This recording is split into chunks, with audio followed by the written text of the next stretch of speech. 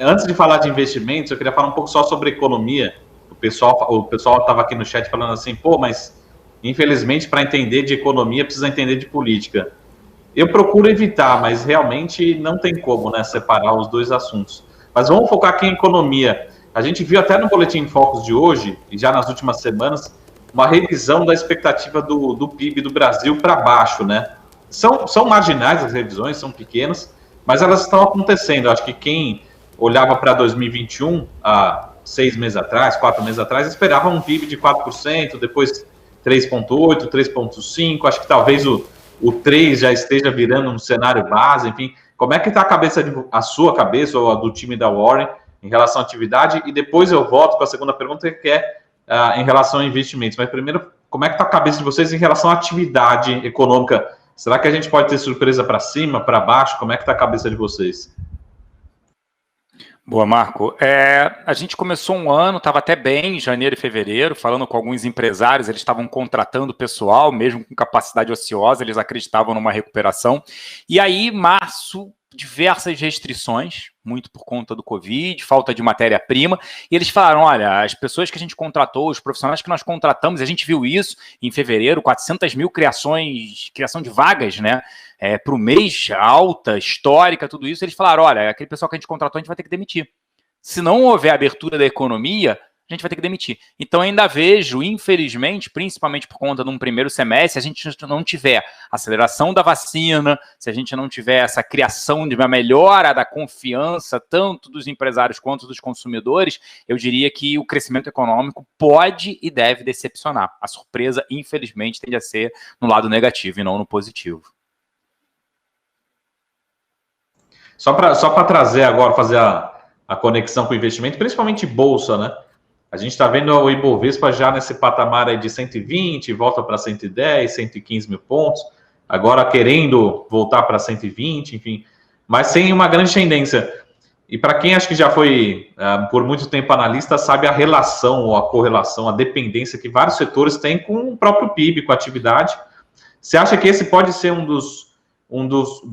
das justificativas, ou seja, da possibilidade de revisar um pouco, talvez, o Ibovespa para esse ano um pouquinho mais para baixo, reduzir um pouco a expectativa, de repente aqueles 140, 150 mil pontos não seja para esse ano, seja mais para o ano que vem. Enfim, como é que é essa relação entre atividade, expectativa de atividade para as empresas listadas, né? O mercado antecipa, né? E o outro ponto a gente vê uma piora no PIB, mas a gente sabe que as empresas abertas, o que elas estão fazendo? Várias estão em processo de fusão e aquisição, estão comprando um monte de outras empresas, né? Adquirindo, porque sabe que outras empresas têm uma situação problemática. Infelizmente, a crise é ruim para o pequeno, para o médio empresário e para o grande, que tem acesso a crédito, capital aberto. A gente está vendo isso. Várias empresas novamente emitindo não só dívida, como ações, indo ao mercado, barateando o custo da dívida, tendo acesso a crédito, acesso ao mercado. E aí o que elas fazem? Elas ganham market share, infelizmente. O mercado, por mais que ele apresente uma queda em diversos segmentos, segmento de shopping, por exemplo, por outro lado, elas ganham market share, elas se consolidam, elas compram outras empresas. Então, tem primeiro que o Ibovespa não tem uma correlação tão grande, né, com a nossa economia, e, infelizmente, diferente de outros índices nos Estados Unidos. Você tem um peso muito grande de commodities, um peso muito grande do setor financeiro. Tudo bem, o setor financeiro é atrelado ali a crescimento econômico, PIB, crédito, mas as commodities não. A Vale está independente, voando ali, nos últimos 12 meses, por conta da China, crescimento do minério, Estados Unidos com um programa de infraestrutura e investimentos, consumo de aço. Então, assim, tem que olhar, mas o mercado antecipa e o cenário externo está mostrando um cenário extremamente positivo. Hoje o Reino Unido, por exemplo, anunciou, né, que vai voltar a abrir bares pela primeira vez no ano, a vacinação tem ido muito bem, diferente do que está acontecendo na Ásia, mas indo muito bem. Estados Unidos, idem, né, ele atingiu a meta muito antes do que se imaginava, então tem esse viés olhando, não Ibovespa, mas exportadoras, um cenário mais positivo. Mas para cá, a gente ainda vive esse cenário, né? Toda hora tem uma crise para chamar de nossa. Mas o mercado antecipa olhando um cenário mais positivo e o próprio Banco Central falou isso na sexta-feira.